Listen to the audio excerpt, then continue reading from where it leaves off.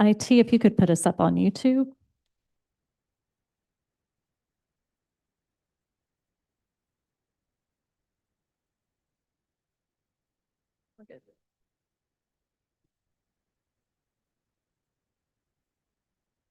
I'd like to call this September 23rd, 2025 meeting of City Council to order. Madam Clerk, would you please call the roll? Councilmember Gregg. Here. Councilmember Shealy. Here. Councilmember McBride. Here. Councilmember Mitchell. Councilmember Brady. Present. Councilmember Gregory. Councilmember Waring. Councilmember Seekings. Councilmember Tinkler. Councilmember Bowden. Councilmember Appel. Councilmember Parker. Mayor Cogswell. Here. I'd now like to ask Councilmember Appel to give the invocation and lead everybody in the Pledge of Allegiance. All right. Thank you, Mr. Mayor. So Jewish people today all over the city of Charleston and all over the world celebrate the holiday of Rosh Hashanah, which is the Jewish New Year. It's not quite as fun as the New Year. There's no fireworks and there's much less drinking. And if you're wondering, the year is 5,786 in the Jewish calendar. So we are like way into the future. And the holiday is celebrated by blowing the shofar, which is a ram's horn you may have seen, as well as eating apples and honey. That's the tradition of Rosh Hashanah. And I even made time to be with y'all today, despite that. So I'm going to lead a quick prayer. Part of what Rosh Hashanah is the birthday for the world, and that's a world we all share. And so this prayer is called A Beautiful World. And God saw everything that he had made and found it very good. And he said, "This is a beautiful world that I have given you. Take good care of it. Do not ruin it. It is said, before the world was created, the Holy One kept creating worlds and destroying them. Finally, he created this one, and he was satisfied. And he said to Adam, 'This is the last world I shall make. I place it in your hands. Hold it in trust.'" And that's what we're doing here today in a little piece of the world we call the city of Charleston. Try to conduct our business today and make the world a better place. And with that spirit, let's carry forward with the Pledge of Allegiance. Pledge allegiance to the flag of the United States of America and to the republic for which it stands, one nation, under God, indivisible, with liberty and justice for all. Okay, before we get into presentations and recognitions, I just want to make a brief announcement that if anybody is here for the agenda item relating to Zero Folly Road, that agenda item has been deferred at the request of the applicant, so it will not be heard tonight. So didn't want you to sit through half of city council meeting waiting for that and then only to hear that it was deferred then. So just letting everybody know that. I also want to take a point of privilege to recognize Tim Keene. Tim Keene, as many of you all know, I don't think he's here tonight, but has been with the city for about a year and a half, a little over, and is unfortunately moving on to another market, but just did want to recognize all that he has done for our city. He has incredible vision. I have a lot of respect for him. He's done good things for this city in terms of operations and bringing about a broader vision and pushing us to think holistically. So I want to take an opportunity to just thank him for his service.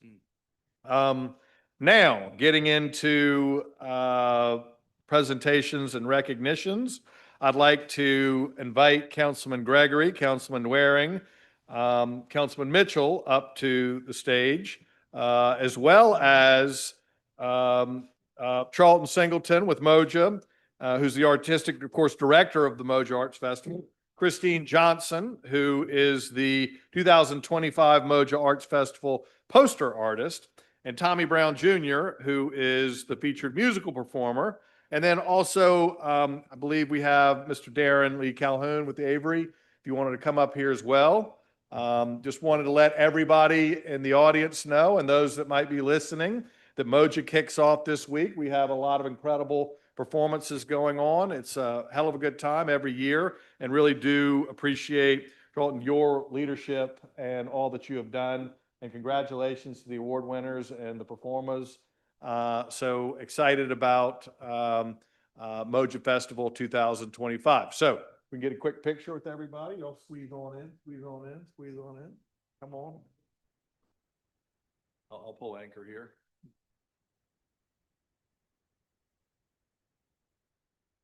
Thank you. And unfortunately, we don't have a lot of time for people to give talks tonight. We've got to move through a pretty busy agenda, but otherwise, really excited for everything that you all have going on. I would next like to invite up Andrew Patterson and Shalom Jacks with Motley Rice. Did I get that name right? All right, all right. This is honor of mesothelioma.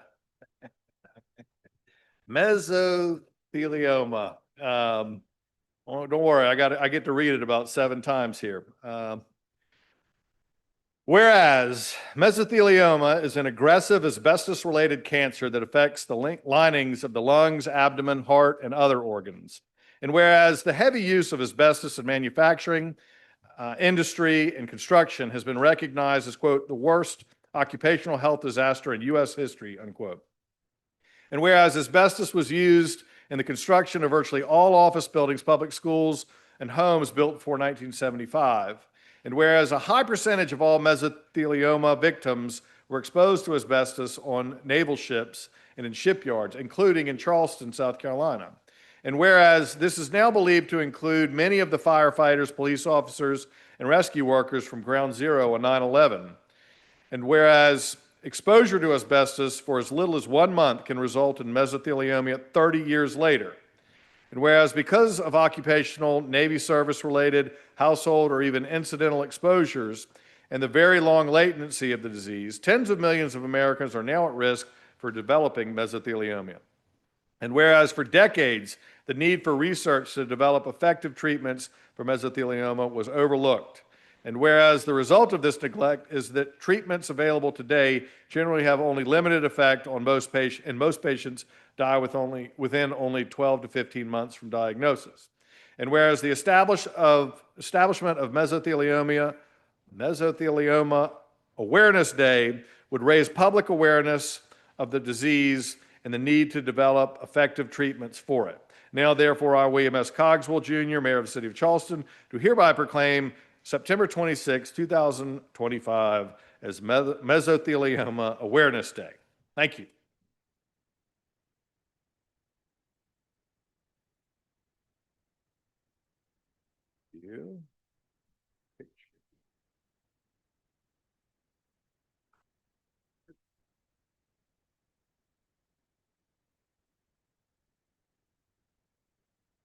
Thanks, guys. I appreciate it.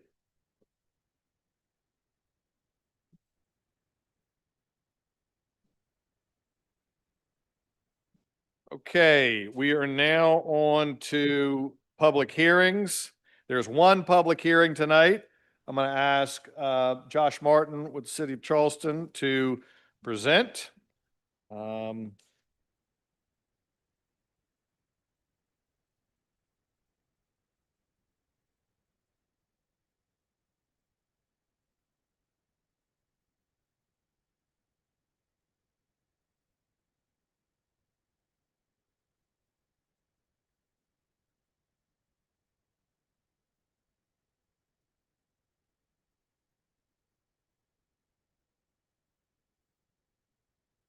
Good evening, everyone.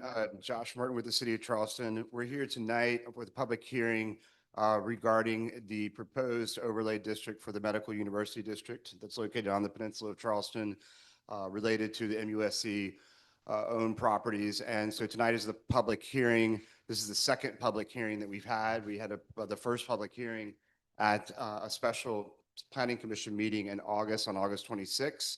So this will be the second public hearing tonight to rezone the parcels herein that will be subject to a new proposed overlay for the Medical University District. And this is just a map showing some of those parcels, which we'll go through in the presentation as well. It's important to note that the future land use element that is subject to all these parcels. Both the two future land use elements are not being changed or revised. And so we'll get into how we got here tonight. And so for some of you, I know that through the Community Development Committee meeting, you heard some of this, or maybe you've heard it in other public meetings. So this started about a year and a half ago when MUSC made a conscious decision that they wanted to stay downtown on campus and grow their campus accordingly to meet the future needs of both the medical university as well as the hospital uses itself. This is a concept called innovation districts. We're seeing a trend across the country around certain hospital districts where they are wanting to become more like the city that they're located within, as opposed to just kind of a single use district that's only doing a hospital or only doing a laboratory service or a parking garage or what have you. And so MUSC went through an internal review process, hiring a firm to see what they would need to do, the steps they would need to take to implement an innovation district for the medical university. There's only about 10 of these that exist in the US today. And so they went through a report, and one of the reports that they went through had to do with some zoning and framework revisions that would needed to happen in order to make this innovation district successful. This has been seen in Cambridge, this has been seen in Austin, University City in Philadelphia, and what have you. And so when we started this process, we started looking at what are the barriers that they have in their existing zoning framework, both in the zoning district itself, which is limited business, as well as various height districts that are on currently subject to the campus. And the overarching issue is that MUSC wanted to take a comprehensive strategy of how their campus would grow in the future and how they would make it more of a place that's of Charleston than less of a place that's more suburban in nature and not and just single use. And so we thought that that was a good strategy. This is also in coordination with a campus master plan that is underway right now that is looking at how the campus can grow appropriately and where it should grow in the future. And it was coupled also with kind of a knowledge of that West Edge maybe wasn't going to be where the future of the MUSC uses would be. That may be more of a housing type of initiative, and maybe some of those planned uses would come back, quote unquote, on campus, specifically along the Calhoun corridor and in between Rutledge, Lockwood, and B. So the other thing is that MUSC, this is important to note, unlike a private property owner, so if you bought a lot and you wanted to build a house, you build a house and you start within 6 months after you have a design. MUSC is typically a 10-year lead time once they just say, we want to build a building. We want to build a medical facility. To go through the process of funding, state legislature, all the different procurement and what have you, that's about a 10-year lead before they can put a shovel in the ground. And our vested rights in the state of South Carolina do not provide that certainty beyond 2 years without getting additional extensions that can or cannot be granted. And so one of the things that we were trying to do is create some certainty for the medical university. If they've made the decision to stay downtown, how can we provide levels of certainty for them to have that? And we didn't want to go through this series of kind of mutually exclusive variances where we're making one-off exceptions, but not thinking about it comprehensively. And so that was a big decision that we were making in the beginning. So here are the big seven things that we've been talking about for the past year and through a series of workshops. Since the public special planning commission meeting, we had a public workshop in this room to go through all the questions and comments. There's a really fun document. If you can't sleep tonight, this is the document for you, but it's a document of a summary of all the comments that we've received to date and a detailed response of all those to try to show you how we're addressing those within the revisions to the ordinance. Through that workshop, Mayor led that workshop, and we heard a few more additional comments, but nothing too critically different than what we had heard to date. So the first one, these are all the zoning considerations that we're looking at in the overlay. So it's important to note that this overlay sits on top of the existing zoning that's on the property. So you have a property that's zoned LB, and if this passes tonight, it would then be within the Peninsula Medical District overlay zone. And so that's how the overlay process works. And so here are all the MUSC related properties. And again, this only applies to MUSC related properties, not private property owners, and that was by design. So the first one is there was a consideration of how the uses, hours of operation, and setback and area regulations. And so one of the things that we found out that the hours of use were limited in LB so that a hospital couldn't operate 24 hours a day, or you couldn't have a coffee shop that opens before 7, or you couldn't have a restaurant. And so to bring this mixed use, and that's kind of the goal, this mixed use, introduce housing, introduce restaurants, retail, a really live, work, and play, we had to think about that. Number two, the permitted uses. There were some permitted uses that they needed. Housing is one of the largest needs, no surprise, to the university, both from a student housing side as well as an employee housing side. So we had to adjust some of our table of permitted uses to allow, for example, a dormitory to happen, or a daycare center, so we could have people living there with daycares. And then height, area, and setback regulations. LB is a very suburban district, and so we had to relieve some of the yard regulations and lot dimensional standards, so we would have something that would look like Charleston when it's built without a list of variances and special exceptions. So in this, that's the first proposed in the overlay zone. We've adjusted that. The parking standards, MUSC is the largest park and ride institution on the peninsula. It transports around 4,500 people per day to and from the university and to the hospital district, the medical district. And that happens typically from a park and ride lot in West Ashley. And so all those parking spots are used which should be used to accommodate the parking needed for proposed uses on campus, but they're located too far away from campus. So those parking spaces don't count toward their uses. So if they built a building and said those parking spaces, they can't count because they're more than 400 feet away. Same as on campus, they have centralized parking. So we had to adjust the parking standards to get that coordinated. So we just removed parking standards from the medical university district overlay zone. BAR review, this is a kind of important one. So again, going through a certainty, we went through with the university and looked at a kind of a growth framework map. And so the growth framework are those areas in orange that and the campus planner had also, that is working with the university, had validated this growth framework.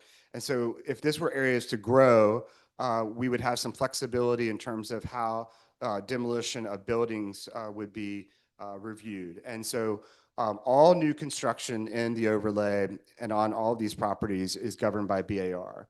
But we went through and looked at buildings and their significance and came up with an ability to maybe remove, in order to review the demolition review by BAR for certain buildings in these orange areas only, not in the historic areas of campus that you would think of. And I'm going to show you some pictures here.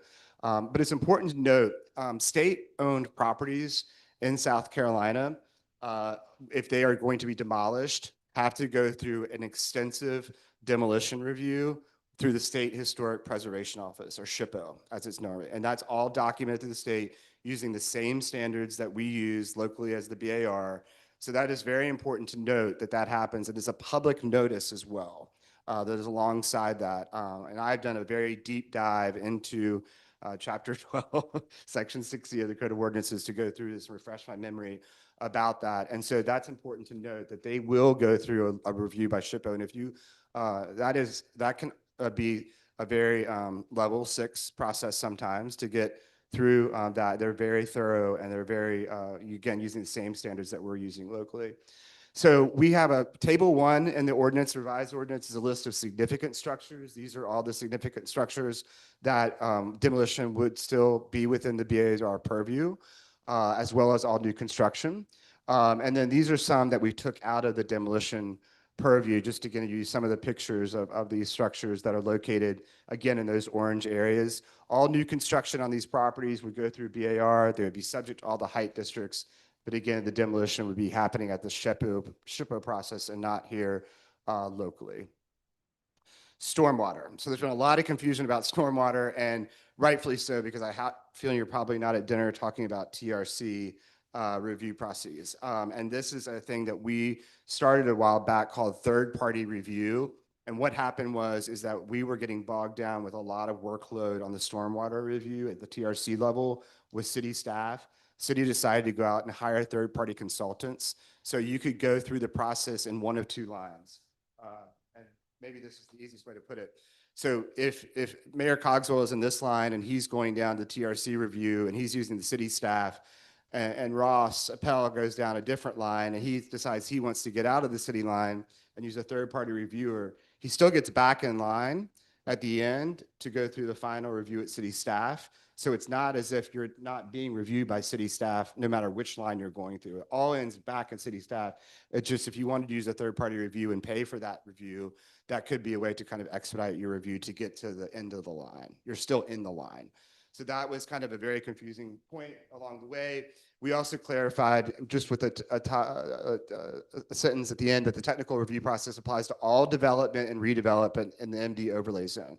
No one is exempt from that process in this overlay zone. So it's important to note. Height districts. So we have various height districts in the medical district. When we rezoned the 18,243 parcels to revise all the height in the city to height by feet to height by stories, we left the medical district out. Some of you probably remember that. And that was because they are very, it's complicated with all the height districts that are in the MUSC district. And so they still use this split height district that has a minimum building size coupled with a maximum building size to get in. I'm trying to keep this very high level. And so going back to where those orange growth zones were, we have proposed that these areas that are outlined in that, you can see that those areas, that they would be bumped up in the back there in the middle of campus. That goes from a height of 125 feet to 200 feet maximums. That's about 7 stories. And then where the new cancer facility is located, those heights were increased to 200 feet with not to exceed 250 for mechanical, et cetera, on the top of the building.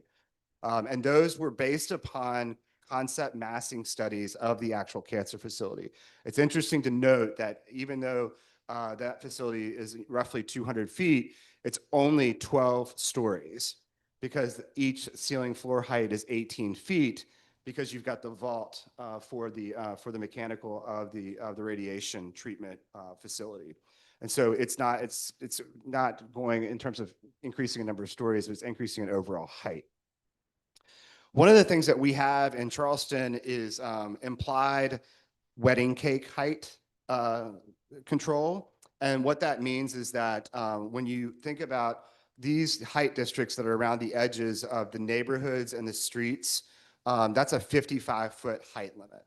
So you can't bring the full 200 feet to the edge of the property line. This is a 100-foot step back. So you go 55 foot up, you step back 100 feet, and then you can go up to 85, then you can go up to 200. So all the height is really in the middle of the block, so that visually, and we're gonna take a look at this so you don't see that. So there's your 85, then pops up to 200. But when you look at it from the street, what you really see is a 55-foot building because you as a pedestrian are experiencing that. In the middle of the block is where you're seeing the height, but it's pushed back 100 feet on every property line. So that's a pretty big step back. If you think about the depths of an average single family home lot, like in West Ashley, that would be about 100 feet in terms of depths of that. So so we've increased the height districts there for where we knew that the different facilities were going to be built. The rest of the district remains the same. All the height districts remain the same. It's only in those few areas. Accommodation uses in the medical district are important, not just for tourists that are coming to Charleston. That's not the case. It's really because it's part of the healing process, whether you're a family member or a patient that needs to stay here because you live in Greenville, but you need to be on campus for a few more days or a week or what have you. And so accommodation uses, we proposed 2 accommodation uses and they would not exceed 250 rooms. There was a lot of concern during our feedback that 54-220 was lost. 54-220 is the accommodations overlay zone, and that has provisions that a number of you will remember. We didn't want to displace office. We didn't want to displace residential. We didn't want to displace these types of things. So we've pulled back those standards now into this to put that. So we've kind of got an accommodations mini overlay zone here that reflect the principles of 54-220, which we thought was important. Tree protection.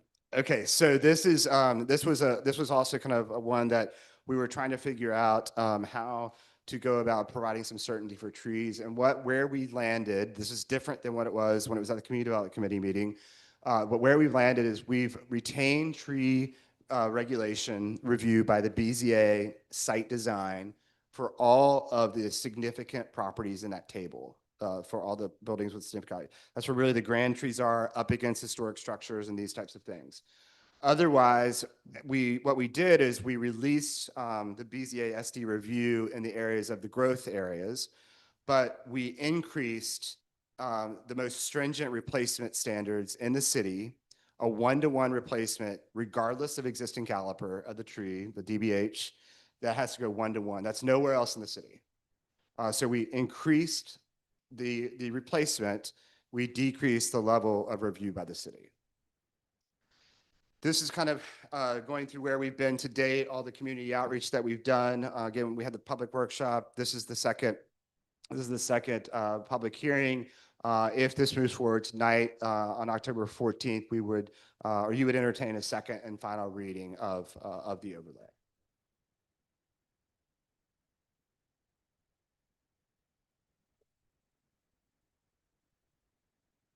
Thank you, Mr. Martin. Now on to public comment. Madam Clerk, how many people we have signed up? We have 13. We have 13. All right, I'll give everybody a minute. Again, just want to remind everybody of the rules of decorum that ask you to please abide by. This is not a question and answer. This is for you to have your voice heard. If you do not abide by the rules of decorum, I'll give you one warning. If you continue to not abide by them, you will be asked to leave the meeting. So, Madam Clerk, with that, will you please call the first speaker? Anthony G. Bryant.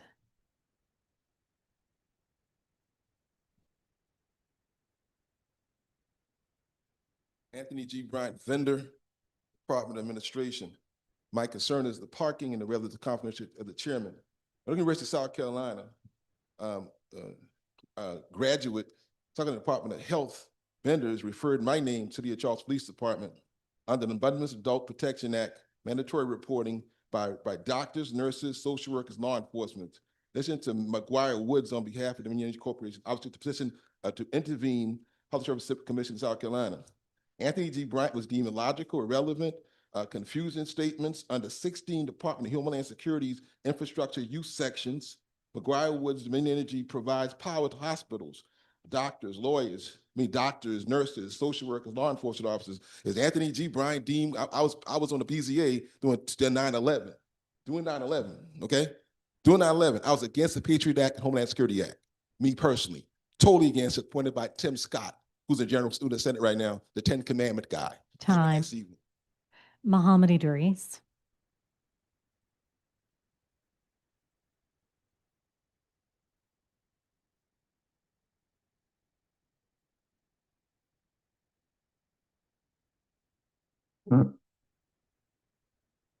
Evening. Years ago, in this chamber, we said we were going up with the buildings no more than 3 stories high. We have failed to keep our word to the people, the general public. We're going up now 10, 15, 20 feet. You know, when you lie, you'll steal. And when you steal, you'll kill.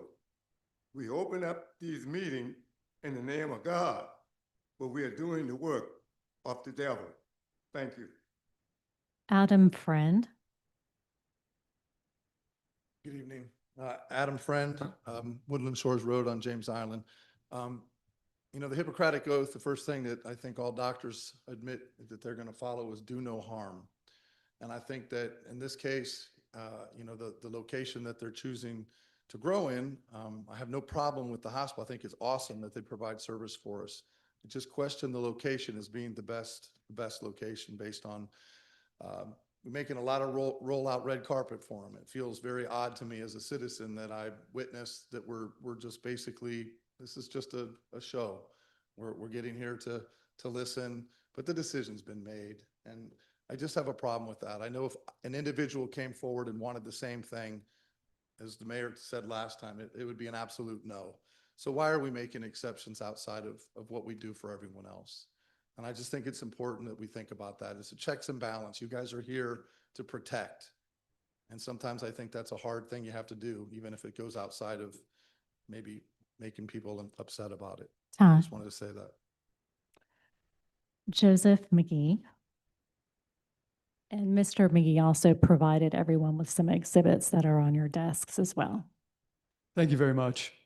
So we were going to present, but we a little short on time. So let me just run through our major points. I'll be brief. Good evening, Mayor Cogswell and council members. So I'm Joe McGee, President of Charleston Village Association. We support MUSC's growth and the overlay construct plan, but we urge refinement of the ordinance to promote development that's more human scale, flood resilient, and respectful of neighbors. 4 key things to improve. 1, require a campus-wide stormwater plan with mitigation requirements when public systems fail or come short. Key point, their floodwater is Charleston Village floodwater. The evaluation of the stormwater solutions must go beyond mitigation on the campus, but consider the district situation. Number 2, remove 261 Calhoun from the overlay, surrounded by 3 streets of residencies and a park. The latest we understand, and I want to say thanks to Josh for keeping me informed about the zoning ordinance, the height of the building could get to be 76 feet, 7 stories, not 5, the current zoning, because of the requirements of the hospital. Number 3, soft campus, softest campus edges around the perimeter, key locations. Number 4, require traffic studies. The hotels themselves will generate another 1,500 travel cars a day. Time. Lisa Jones.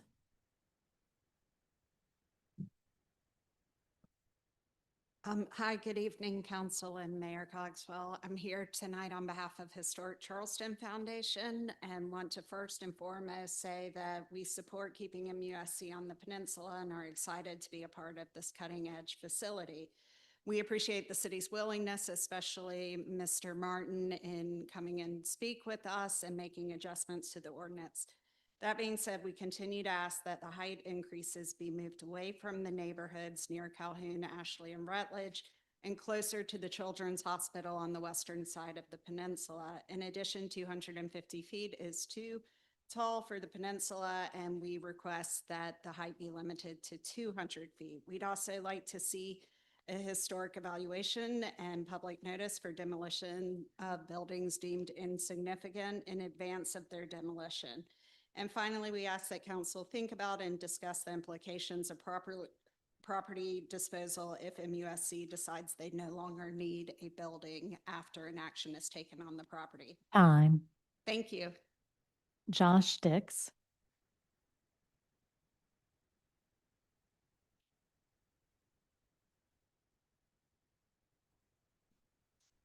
My name's Josh Dix. I live at 640 Rutledge Avenue, and I just wanted to come and say thank you for the work that y'all are doing.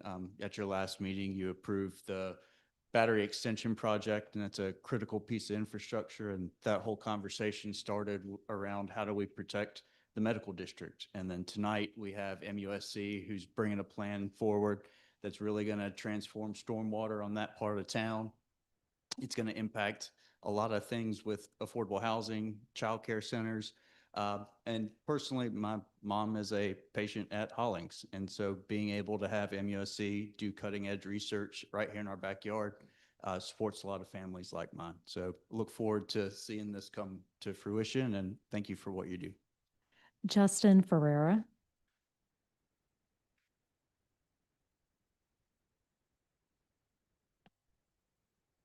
Thank you to the city for its leadership on this issue and to y'all's attention.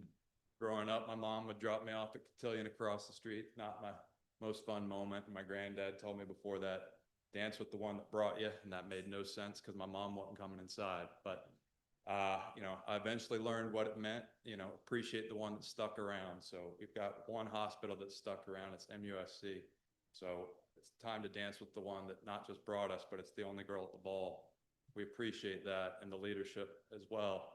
When we're talking about height, look, I'm a developer. I've come in for extra units on multifamily with regard to making profit, but this is about capacity. The current Hollings Center is half the size. The city is now double the size. It makes sense for the height to need to be double the size. Quite honestly, if you look at the growth trajectory 10 years out, what Josh said is when it'll be intercepting, it's going to be 3 times the size. So this is a capacity need. And with regard to comps, Richmond Children's is 260.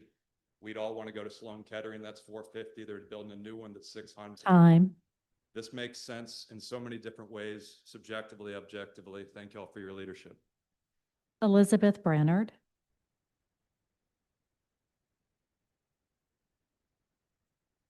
Hi, everybody. Elizabeth Soul Brainerd. I'm the president of Radcliffe Borough Neighborhood Association. I won't go through, we're very happy with so many of the leadership and the changes that's come through the ordinance so far, so thank you for that. I would say Radcliffe Borough especially cares about traffic and parking. We see the impact of that every single day with MUSC and this college. And then I would also say thoughtful streetscapes. We know you need the height, but you know, next to our houses, we really do worry about that kind of thing. So we'd appreciate your consideration in that matter. Thank you. Adam Balk.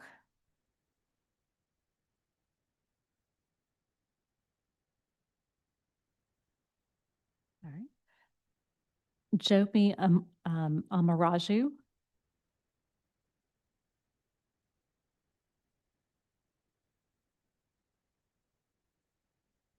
Dr. Cole.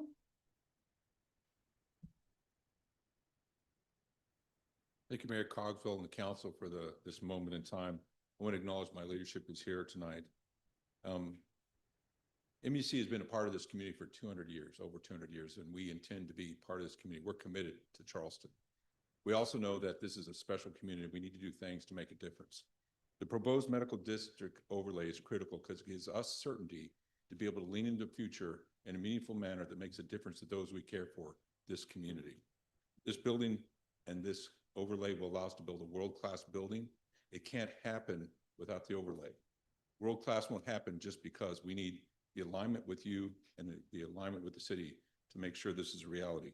I think it's also, by the way, much more than just a healthcare facility. An overlay gives us the ability to work with the city on stormwater management and flooding in a comprehensive manner and a meaningful manner with this community, which is of concern to everybody.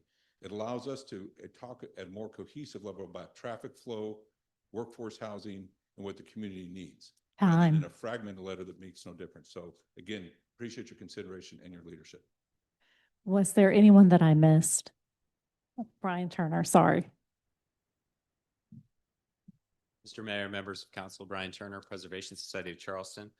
We support the city's efforts to use its zoning creatively and especially to create opportunities for public investments in our civic infrastructure. In this overlay, those needs under discussion have been stormwater and drainage, better transit solutions, innovative building design, and investments in historic and character-defining buildings. But neighbors have reasonable questions because added zoning flexibility does not guarantee those improvements. The city must rely on the medical university to be a trusted partner and a good neighbor to ensure that civic infrastructure needs meet the demands caused by added density to prevent harm to neighborhoods in Charleston Village and Radcliffe Borough. One of the policy trade-offs we've been caring the most about is the demolition exemption provision. The relative architectural merit of the buildings is only one factor of concern. It's also that the university wouldn't be constrained from demolishing and selling the underlying land. And I wonder if one small improvement that could be made is a restraint on the sale of the land after demolition. So thank you for including our provision regarding salvage as well. And I appreciate the city's responsiveness. Thank you. Was there anyone else who I missed? All right. I think those were all the speakers. We did receive 11 comments online that were in opposition to the overlay, and those are all the comments that we received. Okay, let's turn it over to council. Anybody have any questions or can I entertain a motion? Maybe we can get this on the floor. Second. We have a motion made, properly seconded for approval. Would anybody like to provide comments on this? Could I just ask, Councilmember Biden. thanks, Mr. Mayor, just a little more detail. I've learned a little bit through this process about the extensive, bus network that the hospital has. which I was not aware of until all this came about. But again, with the concern of parking, which is what I've heard from several constituents, can you just explain that, maybe with Councilman Seeking's help as well, how the parking situation will be mitigated with the bus system? So I'm happy to jump in here, Mr. Mayor. if you don't mind. Councilman Seeking. So today, MUSC is the biggest customer of CARTA that we've got. We move on and off campus every month, 40,000 distinct rides. Those are 40,000 cars that don't come on to the peninsula. We do it through 5 express routes: North Charleston, Mount Pleasant, James Island. We service the lot that's just over the bridge by the Round Holiday Inn, and we're helping at Haggett as well.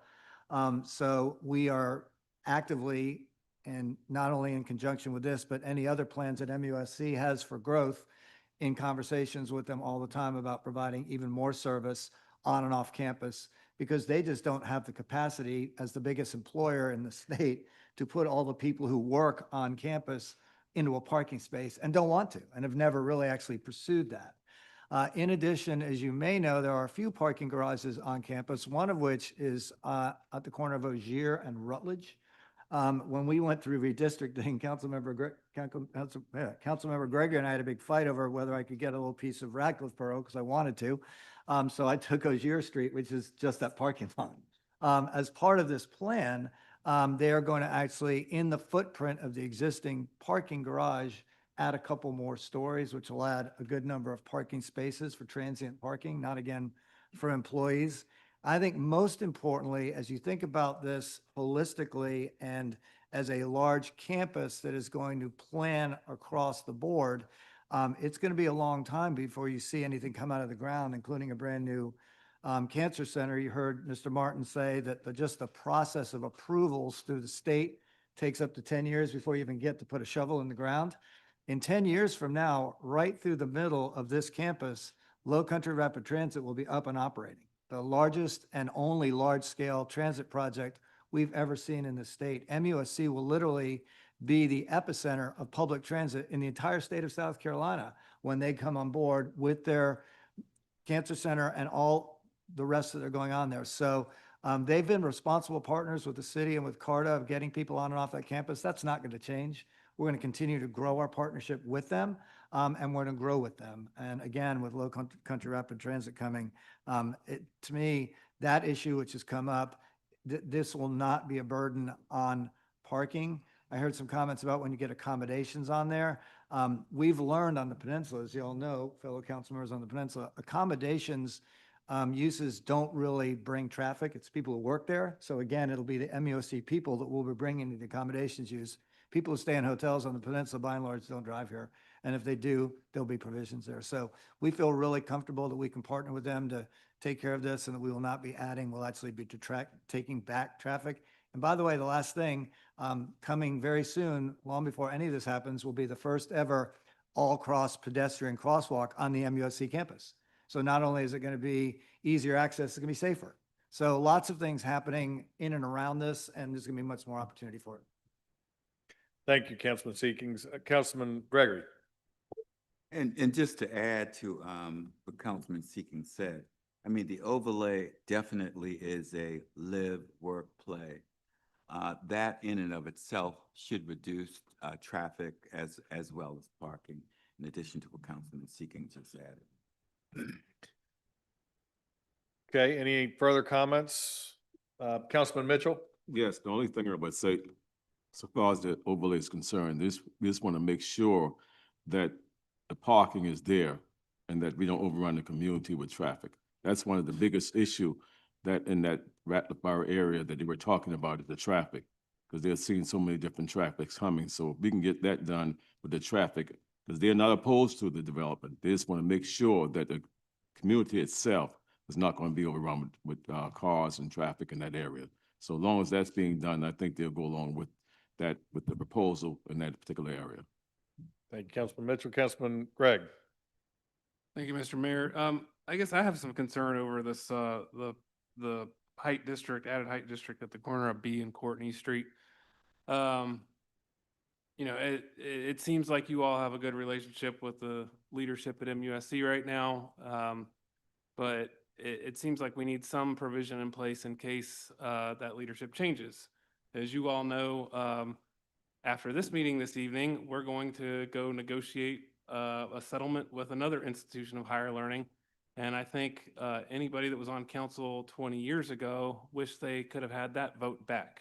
So I think there's maybe some modification that needs to be made to this to make us feel all comfortable that if this property were to ever change hands, that or perhaps a provision that just says provided that this zoning is in place, provided MUSC is the property owner. Mr. Martin, you want to answer that? And that is in section 1A of the overlay. That is a requirement that this overlay would not apply if it's not an MUSC related property. And if they were to sell a property that then becomes a third party, the overlay would actually be lifted from that parcel once it's sold. What about so what about the hotel piece of this? Because, we're allowing 2 hotels in here. So would MUSC own those hotels, or would those be owned by a? They would have to be owned by an MUSC related property. So they hold property in different ways, by the state of South Carolina, by the hospital itself, by the university itself, by the foundation, and there are other LLCs that they have. But yes, they would be involved in the ownership of that parcel. Okay. I just want to make a note that if you want some really fun reading, just go back and look at the various versions of this that have gone around in the past 4 to 6 months. Because a lot of tweaking and changes have been going on as a result of community input, advocacy input. And I think it's important to make that point that there has been a lot of discussion on this. There has been a lot of vetting. And I want to compliment staff for all of their hard work. I want to compliment many of you on council that have leaned in on this. And yes, I want to compliment MUSC for their willingness to work with the community. I think it says a lot, and you can just go, again, read that document and try and figure out how to go through all the various versions of the red line to see that this thing was not a foregone conclusion, that this has been worked over. Now, does that mean that everybody got everything that they want? No. It's a compromise. Did MUSC get everything that they want? No. So I think it's an example of how things should work. And I appreciate everybody being willing to, again, lean in. I also want to conclude with one final point, and that has to do with MUSC. And I'll say this unequivocally, I do trust MUSC. They've been around for 200 years. Since before there were even mayors, there were intendants in the city of Charleston. And they have an incredible track record of providing incredible amenities for this, not just the city, but for the region. And for this next chapter, which I applaud them on their vision and their ambition to bring these kind of world-class facilities and care to our community, I think it is our job to work with them to make that vision into a reality. So for that, I'm supportive of this initiative, this effort, but I do, again, want to just say thank you to all for help honing it into something that I think is a very good and strong compromise. Councilman Mitchell. Yes, Mr. Mayor, and along with that line, I think what we will do along the way, we're just going to keep an eye on everything to make sure things is moving forward and moving in the way it should go. And just make sure that everything is, all the I's are dotted, the T's are crossed, and what we are planning to approve if we approve it today. And that's what I want to say, just make sure, because I said, a long time ago, we had all these hospitals on there, like McClellan, Banks, and all these other hospitals. Now we only have one. But the community is growing, growing, growing. And I started out with all those hospitals, well, years ago. I'm not going to say my age, but years ago. And right now, I think we need to look at it and holistically and just make sure that everything that we are saying here is going to be done and done properly for the community, and making sure that the parking's in place and everything is going to be done. I know it's going to take a long time to get all this done, but we just got to stay on top of it to make sure these things, whatever is being said here tonight, is going to take place and stay in that same arena. Thank you. Thank you, Councilman Mitchell. Councilman Tinkler. Thank you, Mr. Mayor. I guess, want to reiterate everything and not repeat it. I mean, I appreciate the Medical University and all the efforts that Mr. Martin has put in on this. And there are some comments about how the city is sort of treating the MUSC differently than other classes of citizens. And I just want to make sure that I don't see that as the case here. I think looking at ideas and challenges comprehensively is very important. And I look forward to how some of these ideas end up working out in the real world, whether it's looking at the stormwater procedures that have been used in development agreements, but have not really been used in the zoning code, and how that could help, solve some of our stormwater challenges. Looking at daycares and looking at putting daycares in some of these uses and some of these zoning classifications where it's one of the issues over in West Ashley where as someone who has a child in daycare, my child goes to daycare in North Charleston because it's so hard to find daycares around the city. And so I think these ideas are awesome, and I appreciate everyone's efforts. I know Councilman Appel probably wants to talk about the parking, but that's another great idea that and how we can solve these parking challenges by looking at this problem comprehensively. So thank you. Councilman Appel. Teed up. Blame him. He's the one that summoned me. So I was going to sit this out, but he got me. I turned on the button. So here we go. I want to thank MUSC. MUSC is facing a lot of the same challenges that we all are facing on the peninsula and around the city. I mean, for MUSC specifically, major stormwater and flooding issues, very difficult, and I would argue antiquated, unpredictable, cumbersome zoning regulations that we have. And if you haven't noticed, it's difficult to get in and out of the city, especially around rush hour. And against all of those challenges, MUSC didn't do the easy thing, which would be to bail and go to Somerville or North Charleston or somewhere else. They've decided to stick it out with the city of Charleston and remain on this peninsula into the next century, which frankly, they didn't have to do, right? City of Charleston, we're amazing. We don't need any reminder of that. But sometimes we may take our success for granted. A lot of this stuff isn't guaranteed, especially into the future when we start talking about these challenges.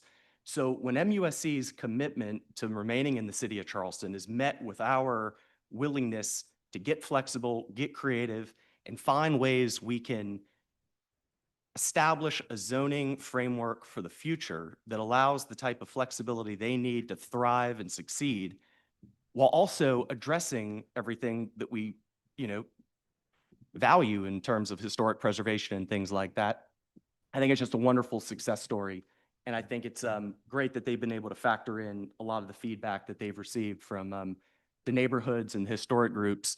But let's also not forget about another very important constituency that is not at the charrettes, that's not at these council meetings, that's not giving comments on feedback.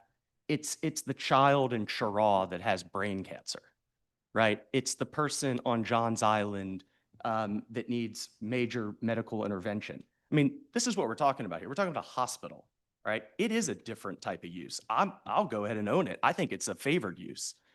I don't think it's an ordinary property owner. I think they do deserve special treatment because we need a first-class, world-renowned medical innovator in the heart of the city of Charleston, not just for today, but well into the future. And this has been a good exercise for the city of Charleston. It's an opportunity for us to understand how trade-offs work when it comes to regulation. Because when we're saying when we're making the decision to make a 7-story proposal, a 5-story proposal, that's 2 stories less of cancer research, 2 stories less of medical, beds and treatment and things like that. And we have to balance that with other types of concerns. So I think this is a great proposal.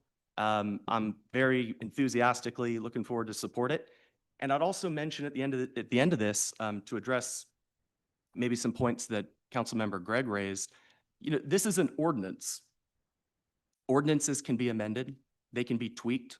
If 5 years from now, 10 years from now, there's something that might not perfectly be working as intended, future city council can do that. They can go in there and tweak this. This isn't like a real estate deal 20 years ago where things are given away with a sense of finality or potential finality.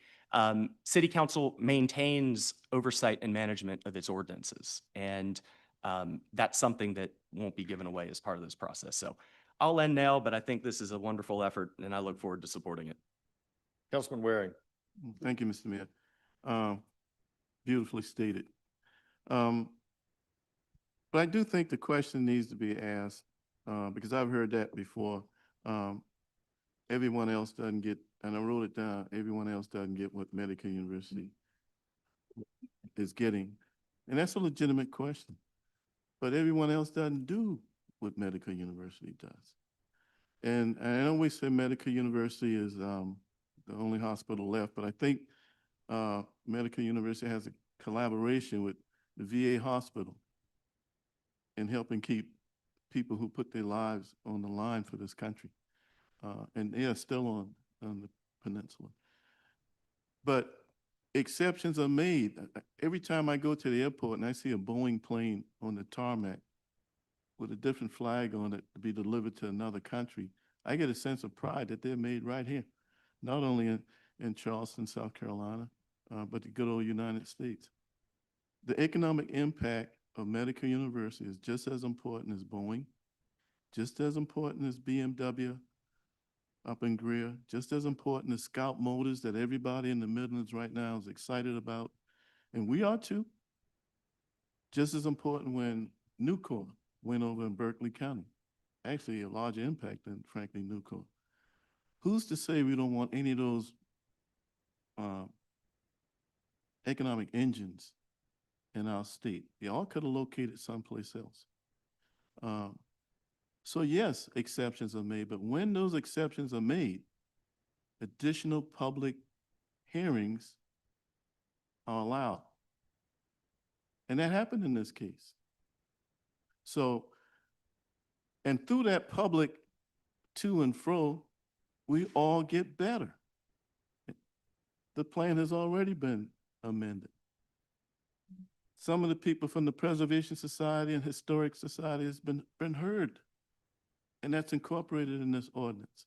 Sometimes I think the zoning process in the city of Charleston is kind of like a birthing process. And any of us who've had the privilege of going in that delivery room, any man that is, going in that delivery room with his wife, you came out on the other side feeling a little bit different.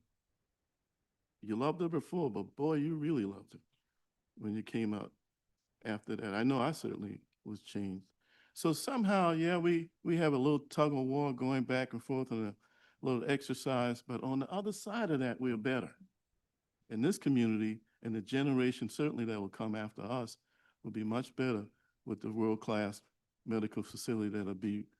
We don't have to get on a plane and fly to try to find world-class healthcare. We'll be able to drive across town, which we do now. Future generations will be able to seek better healthcare access than we have today as a result of what we're doing today. So thank you, Mr. Mayor. Thank you, Medical University. All right, Yeah. one more.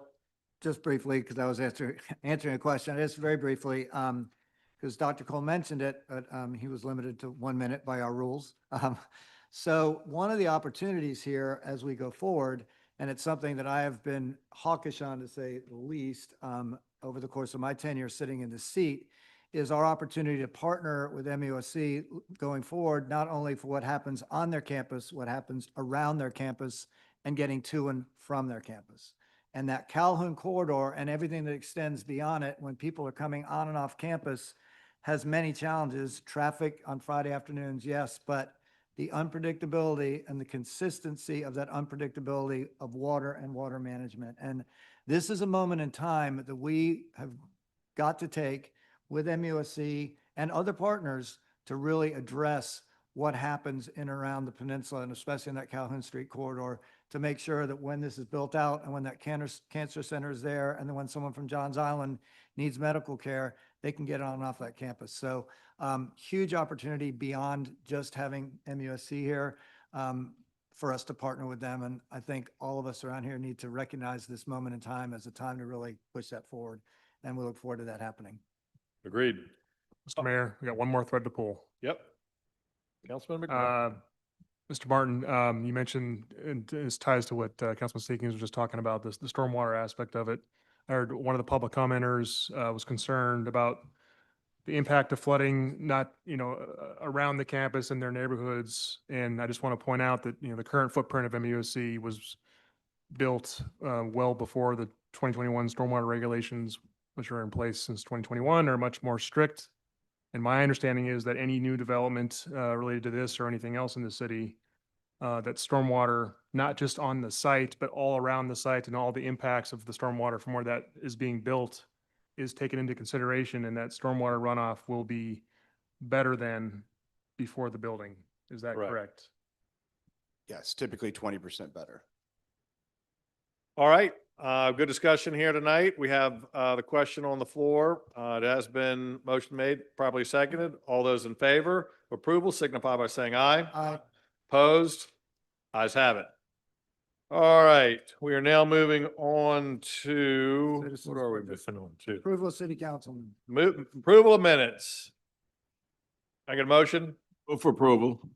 Motion made, probably second for approval of minutes.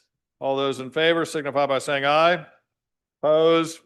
Ayes have it. We are now on to citizens' participation. Madam Clerk, how many people do we have signed up? We have 3. All right, we'll keep it consistent. We'll give everybody 1 minute. Anthony Bryant,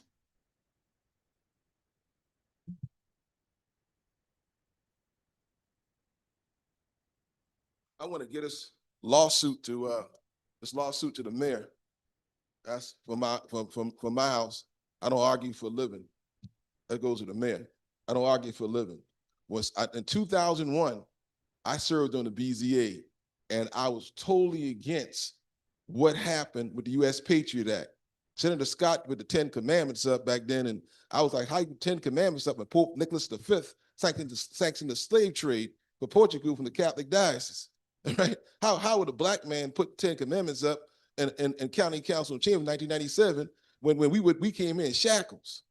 So again, the senator, because you're in high school or elementary school last time I was here, I know the football coach you're talking about. And one of the people you're talking about is an executive with Dominion Corporation, McGuire Woods, nurses, doctors, social workers, and law enforcement from Chicago to London, to Atlanta, to Baltimore. He had to call every law enforcement officer by nurses and doctors in Chicago, Atlanta, Baltimore, McGuire Woods. Because Anthony Bryant ain't playing that. Have a nice one. Muhammad Idris,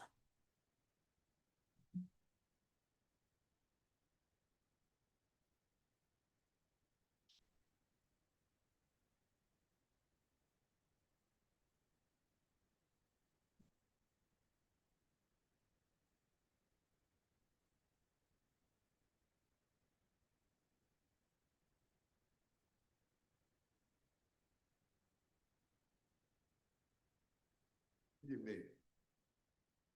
Working to have our city live up to its 2 titles so that it can attain the ethical society. We call ourselves the Holy City, and then we call ourselves the All-American City. But we have such a big, unnatural, wide gap between the rich and poor. So we are working diligently to work to have our city live up to its title, the Holy City and the All-American City, so all us could share in the pie. Thank you. Deanna Miller,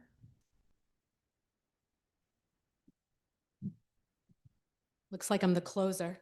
My name's Deanna Miller, and I came tonight to discuss Zero Folly Road. And even though it has been deferred, thankfully, I do want to point out and just say, while I've got council members and the mayor here, that this is just one parcel that is coming to James Island that we've been discussing and looking at out of potentially 4.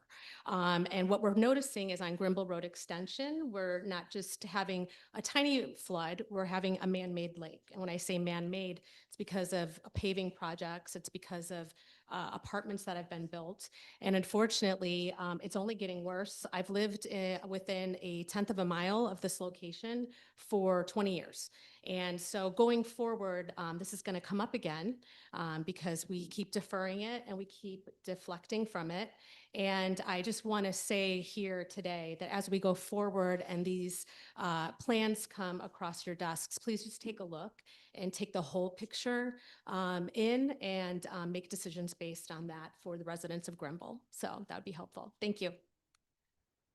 All right, was there anyone that I missed?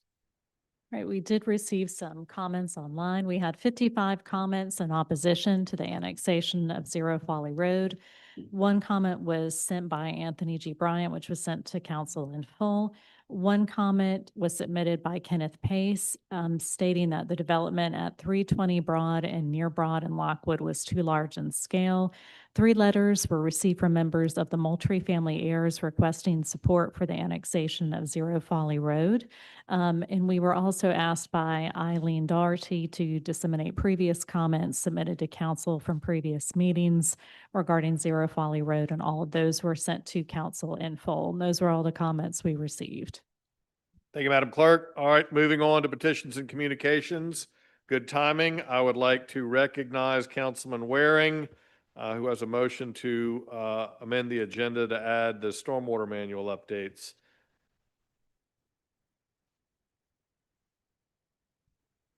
The Public Works Committee met yesterday, and I think it would be very good to, while I look for my notes, okay, to add to the agenda. I'd like to move to add a proposed amendment to the Stormwater Design Standards Manual presented by the Public Works by staff to council agenda on the petitions and communication. Exigent circumstances behind this motion is the need to address the city's growing stormwater needs more efficiently and expeditiously, provided a better framework for the applicants and staff to navigate in this age of rising sea level. That's my motion. Second. We have a motion made, probably second, does require 2/3 vote to amend the agenda. All those in favor of amending the agenda signify by saying aye. Aye. Opposed? Ayes have it. Would you like to make a motion? I'd like to move for approval. We have a motion made, properly seconded. Who made the motion? Did you? I did. And then, well, you seconded. Gregory seconded. All those in favor signify by saying aye. Aye. Opposed? Ayes have it. Mr. Okay. Mayor, Yes, Councilman Seaton. I need to make a motion here too, if you don't mind. Okay. Please. I'd like to move to also to amend the agenda to add approval of financial participation agreement between the SCDOT and the city in the amount of $245,680 for the completion of the Morrison Drive Median Safety Project. We're towards the end of that project now. That agreement has been signed by the DOT. It needs to be signed by the mayor so we can complete the project. The exigent circumstance here is this is a public safety issue, and if we don't do it tonight, we're going to put this off for at least 6, if not 12 weeks. So I would ask that the agenda be amended to bring this forward. It was brought forward through an amendment at TNT and was approved unanimously. Second. So we have a motion made to amend the agenda to bring this item forward. It's been seconded. All those in favor signify by saying aye. Aye. Opposed? Ayes have it. Move for approval, Mr. Mayor. Second. We have a motion made to approve the added item and seconded. All those in favor signify by saying aye. Aye. Opposed? Ayes have it. Thank you. Okay, we have a mediation settlement agreement related to 30 Ashton Street for council's consideration. We have Ms. Creech. If you could give us a quick rundown on that.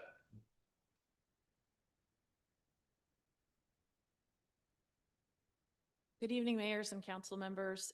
This is an appeal out of the Board of Zoning Appeals Zoning with respect to 30 Ashton Street. That property had been permitted as a residential short-term rental for 2021, 22, 23, and 24. And when in 2025, the property owner applied using the same floor plans, which proposed about double the square footage for short-term rental use as principal residential use, it was denied on the grounds that it did not meet the accessory use definition in our zoning ordinance. Specifically, that is an incidental and subordinate use, which while our zoning ordinance has not been amended, the BZA has since upheld the interpretation of that in the short-term rental context as a smaller square footage for short-term use as opposed to the principal residential use.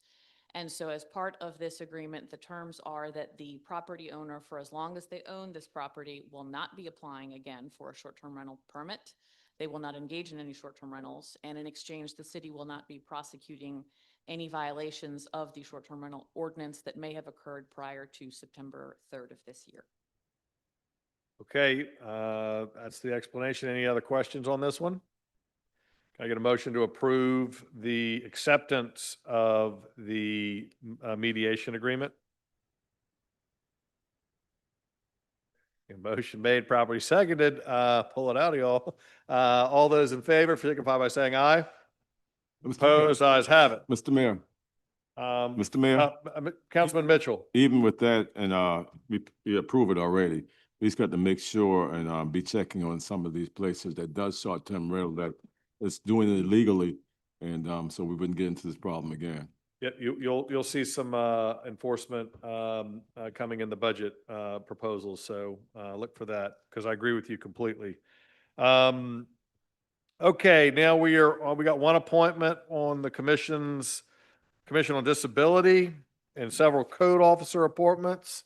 Move for approval of item 2, A and B. Motion made, properly second. If no further discussion on this item, all those in favor signify by saying aye. Aye. Opposed, ayes have it. We are now on to, we have no communications and consent agenda items, so we're on to committee reports. I'd like to call on Councilman Gregg for what it means. As amended. Second. Mr. Mayor? Second as amended. Councilman Waring? Due to exigent circumstances, I'd like to add, I'm gonna give the TMS numbers 459-05-04-115 and TS number 459-05-04-114. These are two lots located off of Hanover Street, which present the opportunity for affordable housing, owner-occupied type housing to be built on. These properties coming to the market for $550,000. And what we're trying to do, the city owns a parcel right in front. The 3 parcels combined with lot lines adjustments probably can create 4 lots, maybe more. And depending on zoning, maybe have multi-owner occupied houses built. This property is in walking distance of Gray Star's home office. It's not often that we get the opportunity to create affordability that close on the peninsula. That is the exigent circumstance, and I would hope that we would add that to the agenda. And I'd like to make that a motion to be asked to authorize the purchase of it. Second. A motion made, properly seconded. Further discussion on that, just I will say that it's where you used to get onto the old Cooper River Bridge, Cooper Street, and there used to be an old beat-up greenhouse there for those of you that remember it. That's a city-owned property. This would be properties behind it that are contiguous. I think it's a hell of a play, and we'll certainly need further discussion on this, but I do think that this would be a great use of Cooper River Bridge TIF funds for affordable housing, so which we do have balance on that to make this acquisition. So really appreciate Councilman Waring bringing this to our attention. Councilman Mitchell, your leadership on it. So I think it's a good idea, and appreciate this thing. What is it, extenuating circumstances? It's extension. Yeah, there we go. Whatever. Okay, we have motion made, properly seconded to amend the agenda. I would say. So we have a motion made, properly seconded. All those in favor of adding this to the agenda, signify by saying aye. Aye. Opposed? We have one nay. So we have supermajority, so we're good. And then we had a motion made. Do we have a motion made for approval of Ways and Means as amended? Yeah. We have a motion made. Can I have a second? So we have a motion made and seconded to approve Ways and Means agenda. All those in favor signify by saying aye. Opposed, has had it. Mr. Mayor, may I just add, I am a nay on the exigent circumstances when we had a couple come up. I would just prefer that things like this be considered under regular order. Fair enough. There's one bill up for second reading. Can I get a motion on that? We have a motion made, second reading. All those in favor, can I get a second? Second. Councilman Shealy seconded. All those in favor signify by saying aye. Aye. Opposed? Ayes have it. Can I get Second. motion made for third reading and seconded? All those in favor signify by saying aye. Aye. Opposed? Ayes have it. There are one bill up for first reading tonight and two. As zero, again, as noted earlier, Zero Folly has been deferred at the request of the applicant. So can I entertain a motion on N2? Move for approval. We have a motion made, properly seconded. All those in favor signify by saying aye. Aye. Opposed? Ayes have it. Okay. Give me a second.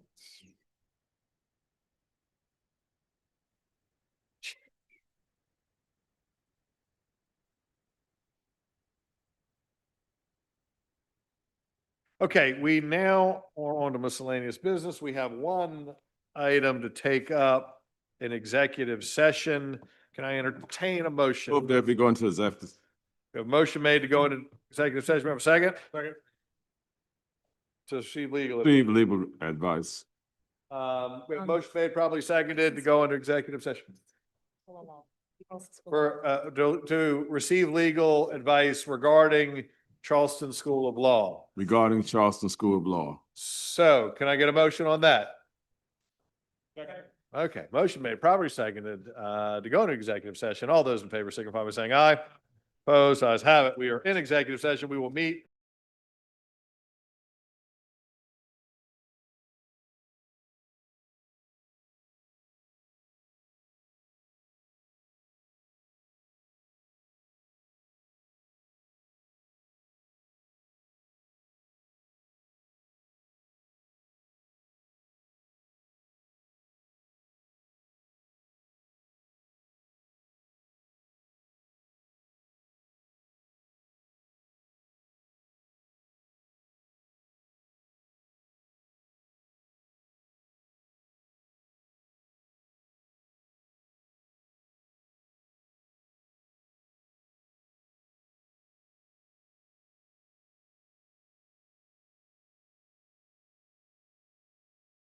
Motion made, properly seconded to come out of executive session where we had a good discussion, but no action was taken.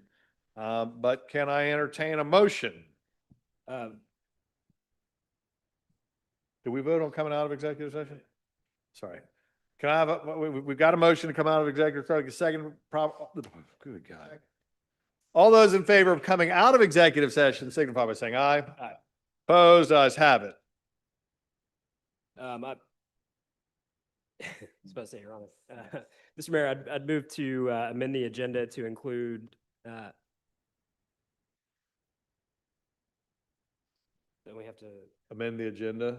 Yes, it's on the agenda. We have to. They're out of order.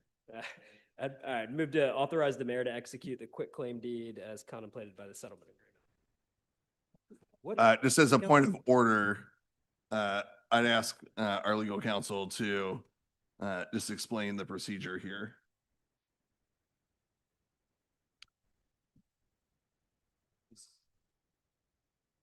But we don't have to amend the agenda to do it. It's already- First, I would ask you all to make a motion to approve the settlement agreement. Then we'll move to amend the agenda to include the ordinance on the quitclaim deed. Okay, motion to approve the settlement agreement. Motion made, properly seconded to amend this, to approve the settlement agreement between Amshire, the city, and the Charleston School of Law. All those in favor signify by saying aye. Opposed? Ayes have it. I'd move to amend the agenda to include the ordinance to authorize the mayor to execute quitclaim deed as contemplated by the settlement agreement. The exigent circumstances here include that they're necessary to effectuate a successful agreement by October 14th and subsequent closing. We have a motion made, motion made, properly seconded. All those in favor of adding this item to the agenda signify by saying aye. Aye. Opposed? We have all ayes but one nay. Any further? We have a motion made to move to approve first reading of this new agenda item that has been seconded. All those in favor signify by saying aye. Aye. Opposed? Ayes have it. No further business of this council. This meeting stands adjourned.